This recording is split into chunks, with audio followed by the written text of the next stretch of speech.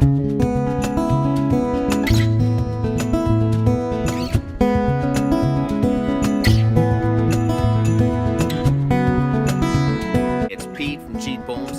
and today is day 2 of my front dozer blade build on my Massey 50.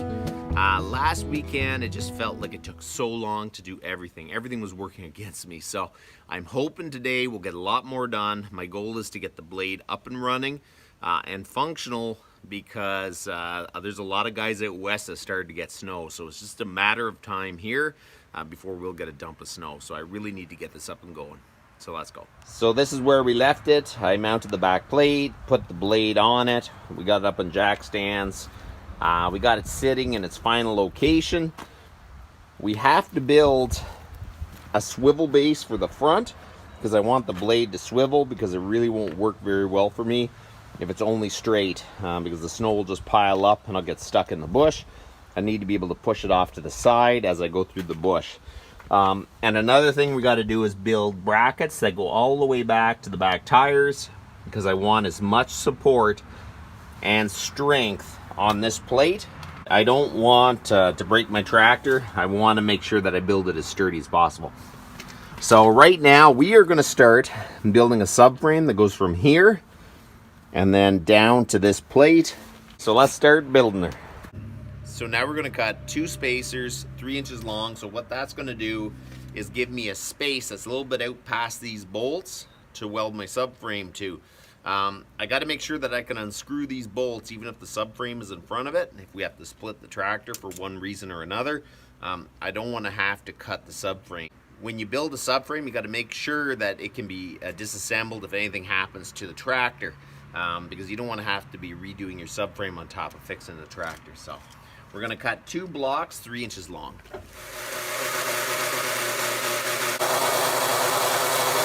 So this piece goes here. I'm going to tack it in place with my MIG welder. My Hobart's not too big, so probably most of the welding I'm going to do is with my stick. We're going to go around and tack everything in place. It'll make it easier for the final weld.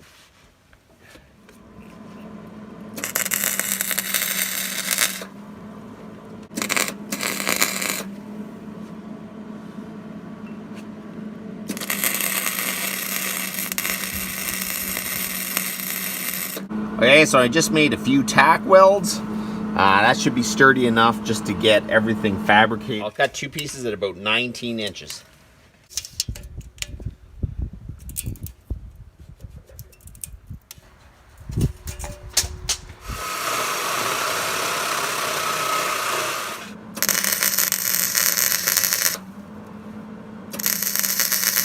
I think that looks really good. It looks like the right line on the tractor, like at least lined up with the starter pretty much. We're going to cut the piece that goes from here down to here. We're going to cut a piece that's about 22¼ inches long. And then I'm going to try to make it match this angle. I'm not too good at that, but we're going to try anyways. 22¼ inches.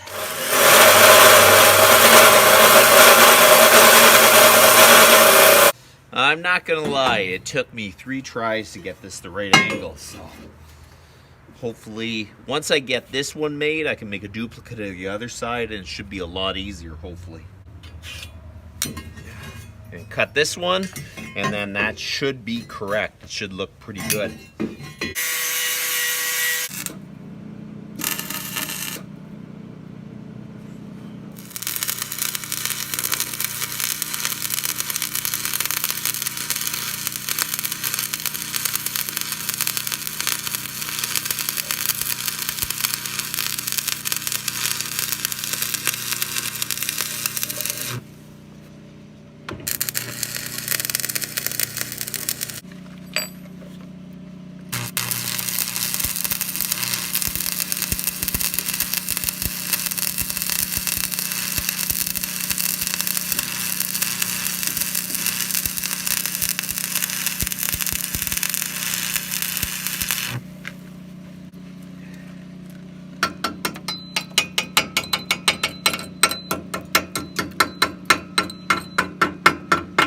got the subframe all kind of in place. I kind of gave it a good weld. I may go over it again and do a few more welds, but I'll show you what I got done. Okay, so I got the first part of the subframe installed. And what I'm going to do here is I'm going to actually put a flat piece of steel, bend it, and that'll reinforce that corner and it'll cover up that hole. And we're going to finish welding around here. I have it pretty well tacked in place. I do have to go around and weld things like the back a little bit more, but I think it came out pretty good.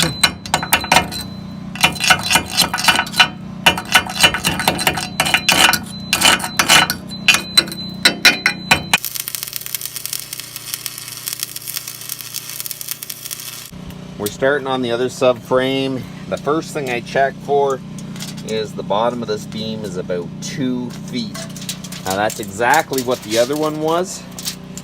We got it tacked pretty good, so now we're gonna have to build a support that goes from here to here.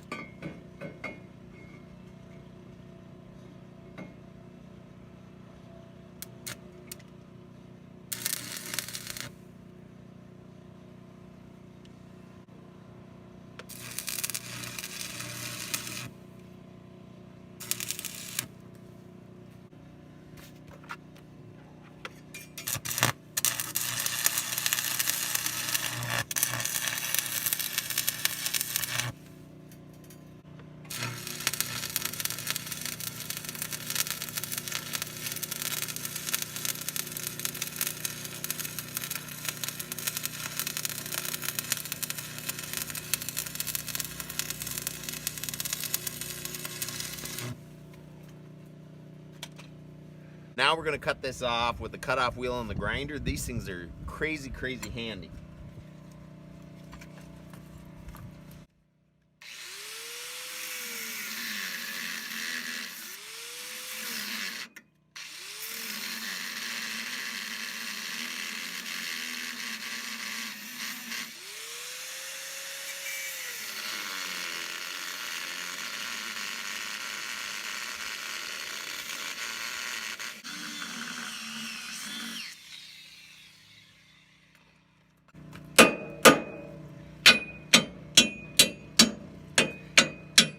So I'm going to make a top plate for here and the other side, and my goal is to actually have a straight piece that goes from here to here.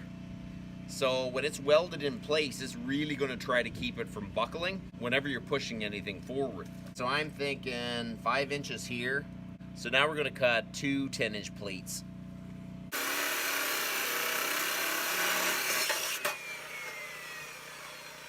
I decided to cut this into 2 pieces and weld it, because there's no way I was going to bend this steel. I don't have torches.